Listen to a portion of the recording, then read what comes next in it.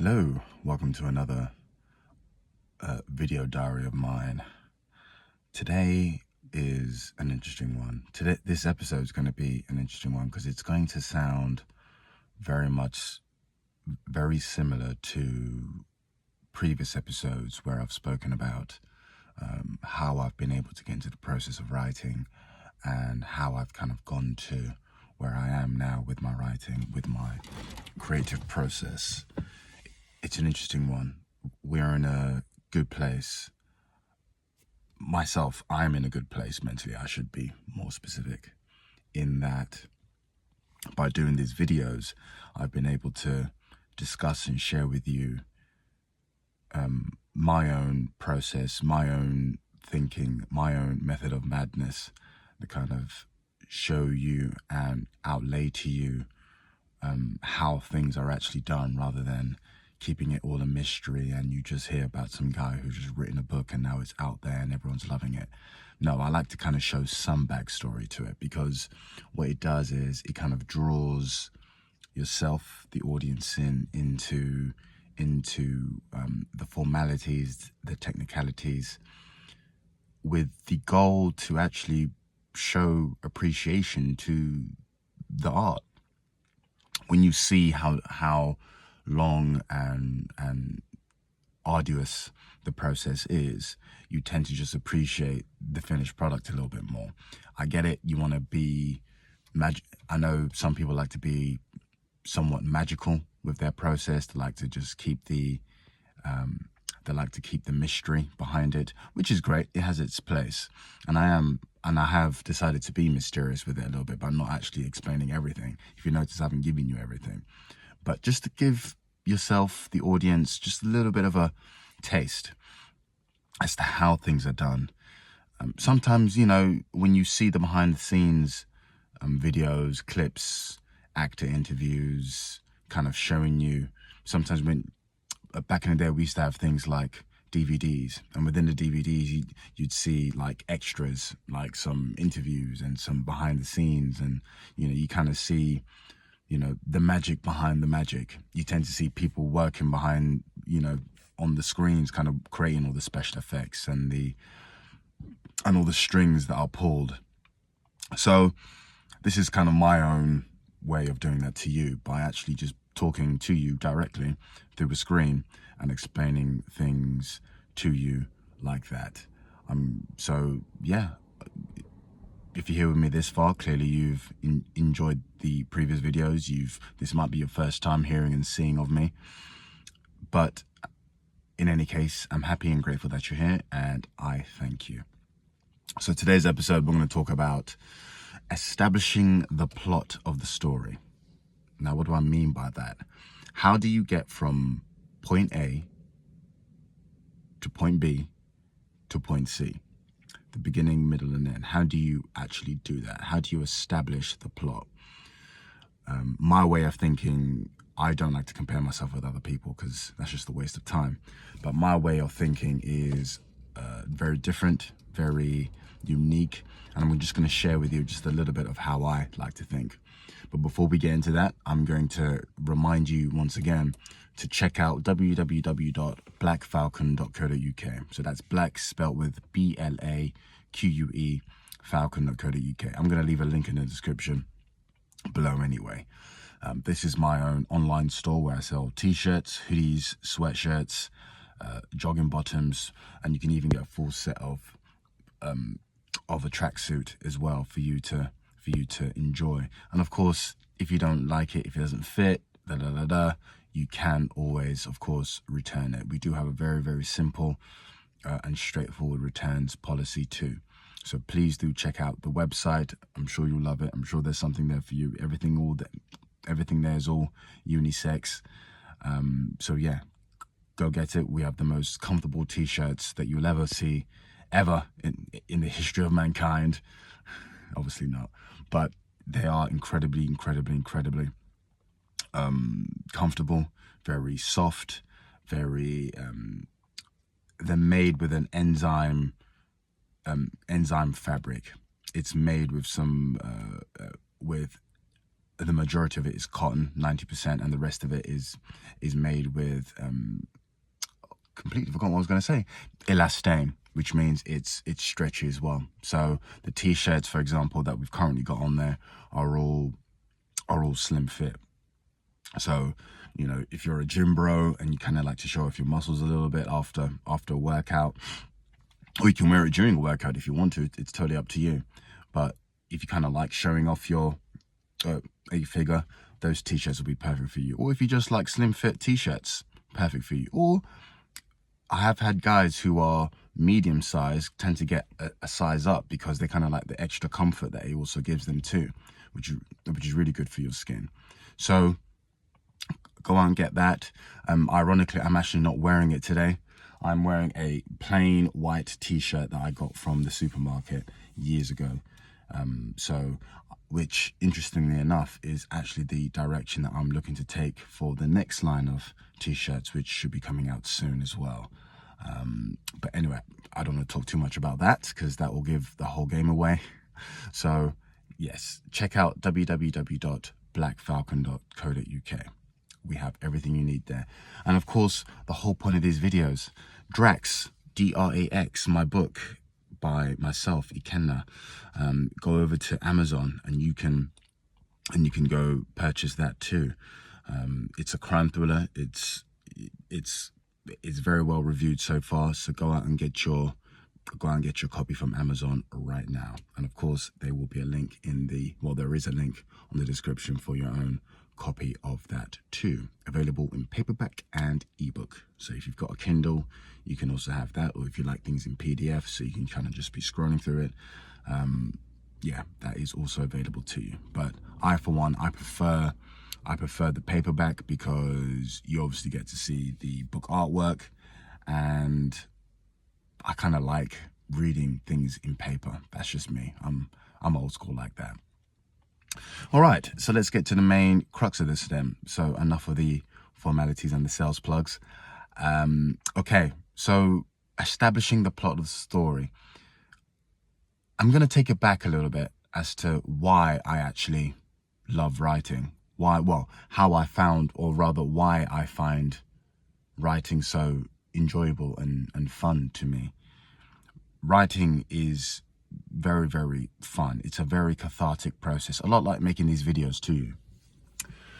Writing, it's difficult to explain, kind of like when you're in love or if there's something about something, maybe there's a activity that you particularly enjoy. You might love baking. What is it about baking that you really, really enjoy doing? I love writing because of the feeling of escaping this present reality that I was born into and creating my own world, which is incredible. When I'm writing, I'm creating this imaginary world that I'm in full control of. I am actually the creator. I am the god of the world that I've written on. And just that feeling, that kind of internal power that writing gives me that. It's the feeling of being able to control and create circumstances within the characters that I've placed onto the pages that you read. That's really where my love is. That liberating feeling that no one is in charge except yourself. And that's the power of writing. It's like the good old saying of the pen being mightier than the sword. I don't know. I think it might be from that. I don't even know who said that, but yeah, no, I don't know who said that, the pen being mightier than the sword, but yes, it is in that context. When you write and you create your own world, you feel like anything is possible. You're in a world full of infinite possibilities, and it's just you, the paper, the pen, but most importantly, your mind. And when you've got that, it's a feeling like no other.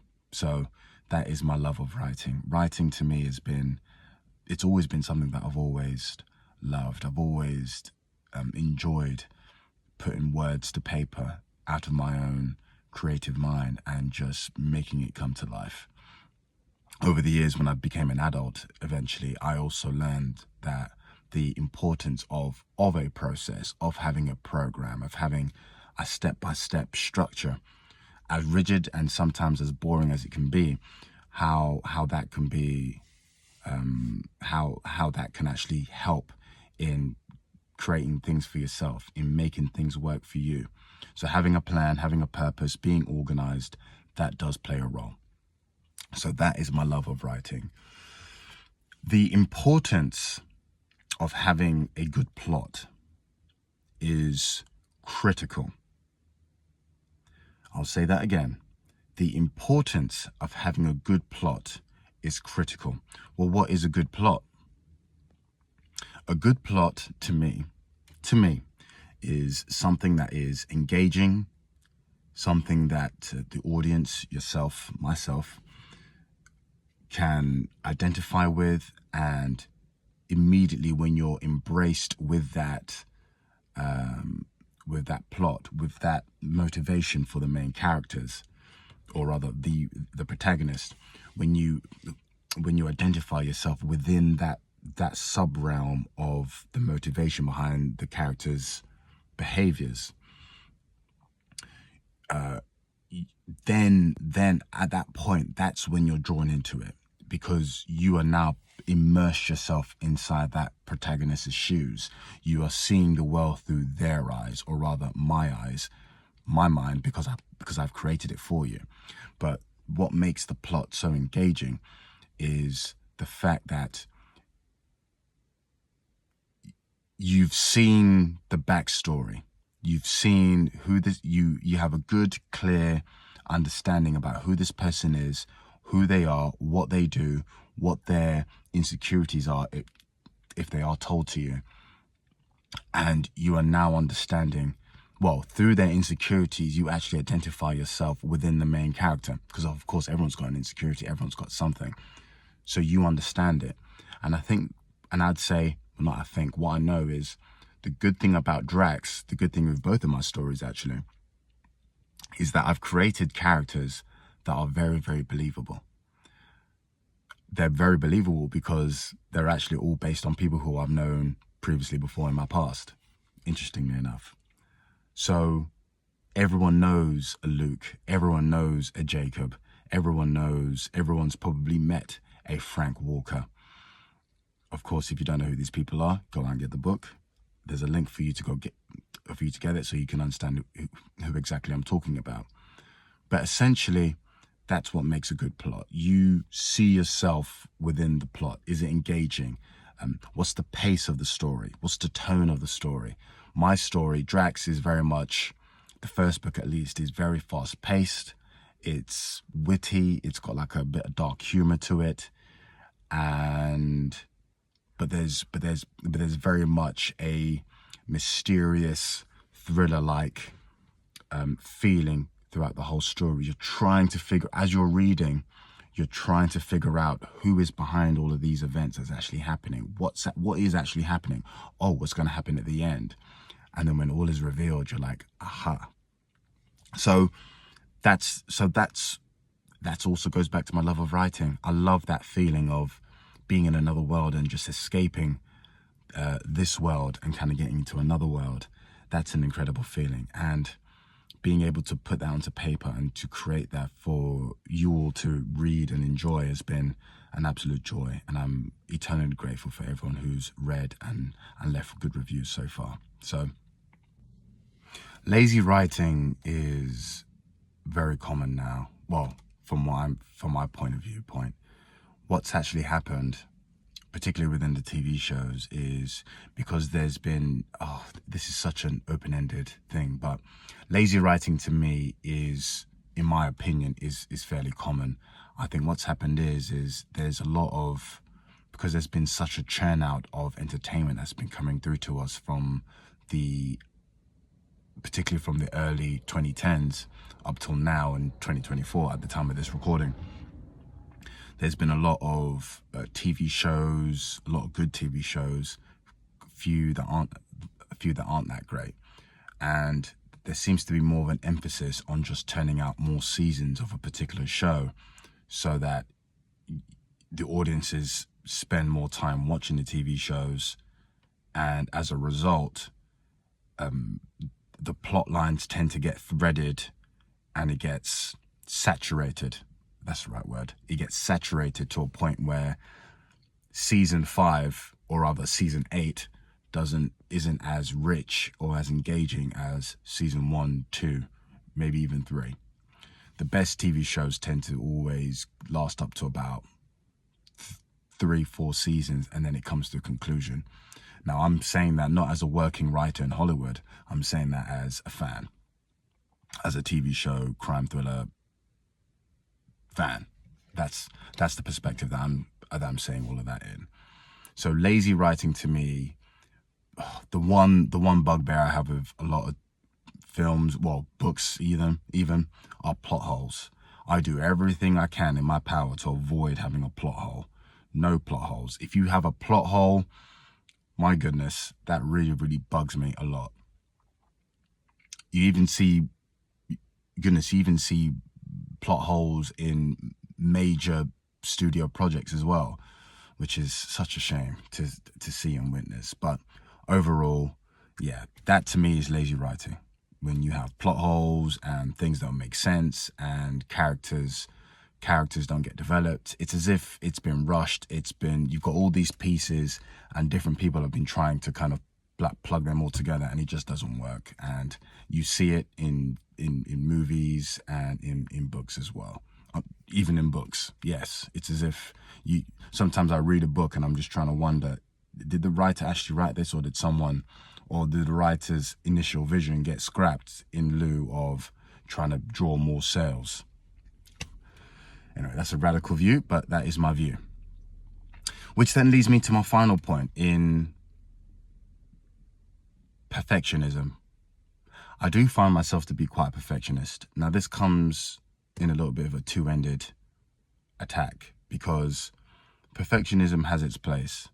It's great to be a perfectionist. It's great to want your product or for your work to be appreciated and for it to be the best thing since sliced bread.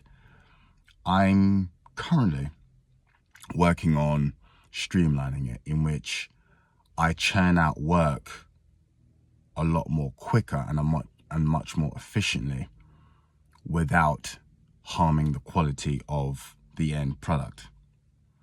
So it's taken me years to write Heath, which is the new book. It took me a couple of years to write Drax, but that was my first book. It's taken me a while to kind of push Blaque Falcon in front of you to the level that I want it to. Is that because I'm a perfectionist? Partly. But look at the end result. The end result is the quality's there. The service is there. I've invested in a home, in an embroidery machine that I actually embroidered the Falcon embroidery in. I do that at home now. So that sense of control, that sense of supremacy over the end product to then deliver to yourself is paramount to me. The fact that I know that when you do get a copy of Drax, when you do get a copy of Heath, when you do get a t-shirt or a hoodie or anything of mine, you know you're getting my very, very top best effort ever. Yeah, it's never going to get better than how I would have wanted it for you guys to see it. So that's the good end of perfectionism. The bad end is that it just takes forever. It's, could I have done all of these things within 2 years? Realistically, probably not. But I would have loved to get things out to you much more quicker.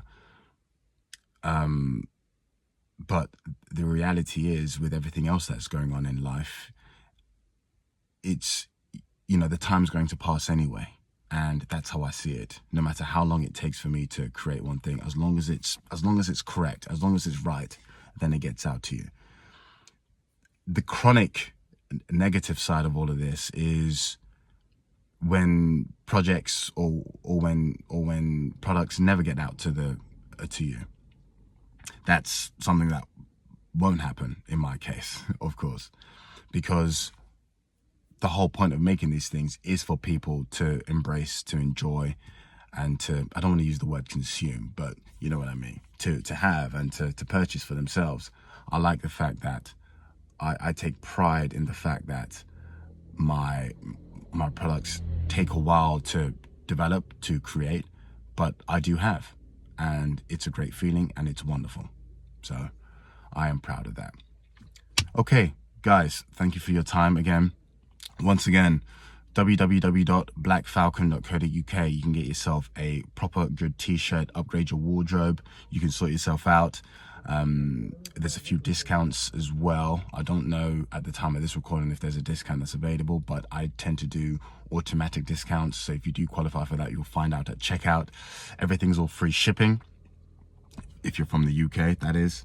So get out there and enjoy it. And of course, go down to Amazon and get yourself a copy of Drax. All right, until next time, I will see you later.